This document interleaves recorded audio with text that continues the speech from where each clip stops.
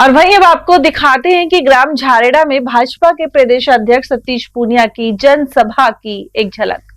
भाजपा के प्रदेश अध्यक्ष सतीश पूनिया ने मत्स्य औद्योगिक क्षेत्र के निकट ग्राम झारेड़ा में बुधवार को भाजपा नेता एवं समाज सेवक मूलचंद डीगवाल द्वारा आयोजित जनसभा को संबोधित किया। इस अवसर पर उन्होंने डॉक्टर भीमराव अंबेडकर को याद करते हुए कहा कि देश उनके बताए हुए रास्ते पर चल रहा है। वहीं बाबा साहेब अंबेडकर के कारण ही देश का संविधान बना था। लेकिन कर्तव्य क्या है? ये बाबा साहब ने लिखवाया संविधान में, लेकिन उस कर्तव्य को लोग भूल जाते हैं।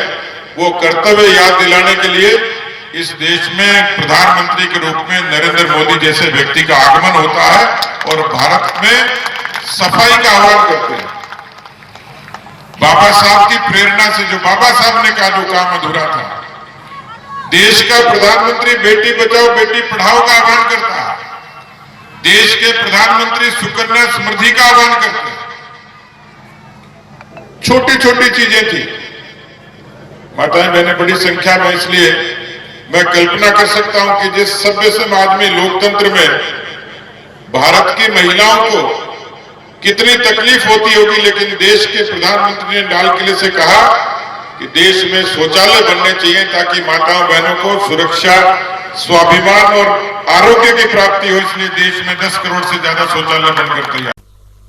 उधर प्रदेश अध्यक्ष पूनिया ने मोदी सरकार के कार्यों की जानकारी देते हुए कहा कि प्रधानमंत्री नरेंद्र मोदी ने देश को संकट से उबारते हुए आगे बढ़ाया है।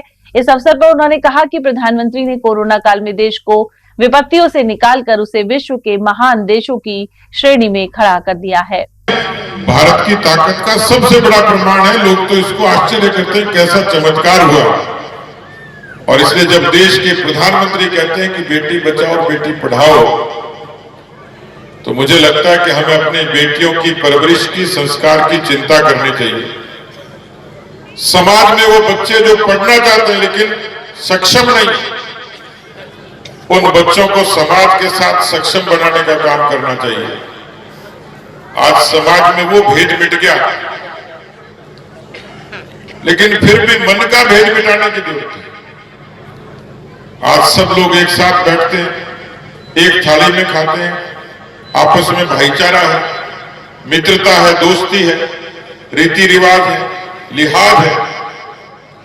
और इसलिए राजनीति के लोग राजनीति की बातें करेंगे, लेकिन हमें तो इस मंच पर समाज नीति की बात करनी है। और यदि सारा समाज हिंदुस्तान का ये जाति पाति के झगड़े को छोड़कर एक जाजम पर बैठकर ये तय कर ले कि हमारी संस्कृति, हमारे रीति रिवाज, हमारे देवी देवता, हमारे लोक देवता, हमारी परंपराएं, हमारे रिवाज, उनको हमें जिंदा रखना है, तो कोई भी दुनिया की ताकत भारत को विश्व की सबसे बड़ी ताकत बनने से रोक नहीं सकती। उसमें एक एक व्यक्ति का योगदान। जब समय बदल गया, मतभेद भी खत्म हो गए, मन के भेद खत्म करके हम एक समग्र हिंदू समाज की ताकत खड़ी करें, ताकि आने वाले समय में हम सब लोग एक दूसरे का कल्याण करें, समाज का कल्याण करें और देश को प्रधानमंत्री जी के आह्वान पर, उनके सपनों के आधार पर, उनकी इच्छा के आधार पर हम सब लोग मजबूती से चलें। मैं आप सब लोगों के अच्छे स्वास्थ्य की कामना करता हूं। सभी बस्ती के लोगों को ईश्वर से कामना करूंगा कि खुशहाल रखे। और मैं डीगवाल परिवार का बहुत बहुत आभारी हूं कि आज इतनी बड़ी संख्या में सब लोगों को आपने आमंत्रित किया और अपने पुरखों की स्मृति में सबको साक्षी बनाया। के नाते, मूर्ति के नाते उनकी स्थापना जरूर करी है, लेकिन नई पीढ़ी को ये जरूर पता लगेगा कि उनकी पुरानी पीढ़ी के लोग कितने परिश्रमी थे, कितने सहनशील थे और अभाव में भी जिन्होंने जिंदगी जीकर अपनी औलाद को काबिल बनाया। इसके लिए उन्होंने बहुत बड़ा काम किया है कि अपने माता पिता की प्रतिमा को यहाँ स्थापित उन्होंने किया है। वहीं समारोह के दौरान मंच पर शहर विधायक संजय शर्मा, मुंडावर विधायक मंजीत धर्मपाल चौधरी, जिला अध्यक्ष संजय सिंह नरूका, पूर्व यूआईटी अध्यक्ष देवी सिंह शेखावत, पूर्व मंत्री हेम सिंह गुर्जर, पूर्व विधायक जयराम जाटव, बनवारी लाल सिंगल, रामहेत यादव और अनीता गुर्जर आदि मौजूद रहे। जबकि मंच संचालन जिला महामंत्री पवन जैन ने किया। इस अवसर पर प्रदेश अध्यक्ष सतीश पूनिया का भव्य स्वागत किया गया। वहीं कार्यक्रम को समाजसेवी एवं भाजपा नेता मूलचंद डीगवाल ने भी संबोधित किया। उन्होंने लगाए जाने के बारे में जानकारी देते हुए सभी से माता पिता के आदर सम्मान की बात कही। साथ ही कहा कि वे अलवर ग्रामीण विधानसभा क्षेत्र में सक्रिय रहेंगे और पार्टी ने टिकट दिया तो चुनाव लड़ेंगे। उन्होंने आरोप लगाया कि अलवर ग्रामीण विधानसभा क्षेत्र के विधायक ने जनता के साथ धोखा किया है। उन्होंने बताया कि राजनीति धन कमाने का नहीं बल्कि सेवा करने का जरिया है, इसलिए मौका मिलने पर वे राजनीति के माध्यम से भी सेवा करने से पीछे नहीं हटेंगे। मकसद था वो ये था कि सारे लोग जो युवा हैं वो बुजुर्गों की इज्जत करें, जीने के समय भी और जीने के बाद भी। जो बुजुर्ग है, माता पिता सबसे बड़ा भगवान, शास्त्र में कहा है कि सबसे बड़ा भगवान है तो अपने माता पिता है। पहले माता पिता की सेवा, उसके बाद भगवान की सेवा। तो उसी चीज को मैं एक संदेश युवा पीढ़ी को देना चाहता हूँ कि अपने माँ बाप की इज्जत जीते जी भी करनी है और मरने के बाद भी अपने घर के दरवाजे के बाहर माता पिता की मूर्ति लगाने में जो सक्षम है मूर्ति लगाओ, नहीं तो तस्वीर लगाओ। जब घर में घुसो तो माता पिता को प्रणाम करके घुसो, जब घर से निकलो तो माता पिता को प्रणाम करके निकलो। इस आशा के साथ ये संदेश देने के लिए मैंने ये कार्यक्रम रखा है। मुझे बड़ी खुशी है और ये माता पिता के अनारों के समय संकल्प लेता हूँ कि अगला जीवन मेरा अलवर ग्रामीण की जनता की सेवा के लिए होगा।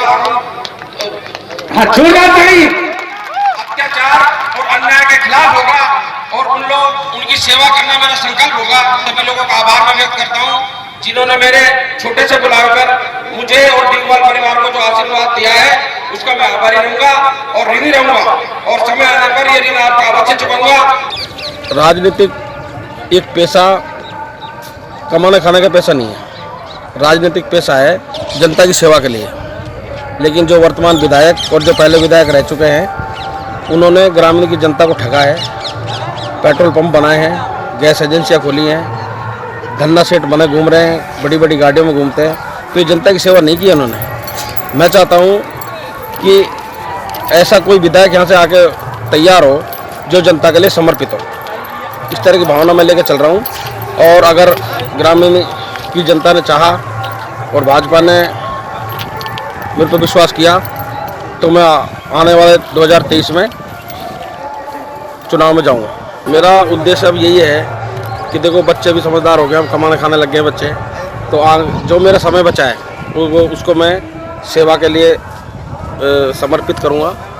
उस बचे हुए समय में मैं अलवर ग्रामीण क्या अलवर ज़िले की जनता का मेरा लक्ष्य है, कोई भी किसी प्रकार की अत्याचार अनाचार जहाँ भी होगा मैं उसके साथ डटकर मुकाबला करूंगा और अत्याचार अनाचार के खिलाफ लड़ूंगा और जिस प्रकार की सेवा मैं कर सकता हूं गरीब जनता की वो सेवा करूंगा। अभी भी मेरे पास काफ़ी गरीब लड़के काम करते हैं, मैं पेशे से कॉन्टेक्ट हूँ, करीब 12-13 से वर्कर्स मेरे पास अभी काम कर रहे हैं वर्तमान फिलहाल में। तो उन लोगों की सेवा भी मेरा एक उद्देश्य है कि कोई भी वर्कर आपको ये नहीं कहेगा कि मूलचंद डीगवाल ठेकेदार सही नहीं है। इसी उद्देश्य को आगे लेकर मैं चल रहा हूँ। आने वाले समय में मैं जनता की सेवा करना चाहता हूँ। जो बचा मेरा समय है मैं जनता की सेवा के लिए मैं समर्पित करना चाहता हूँ।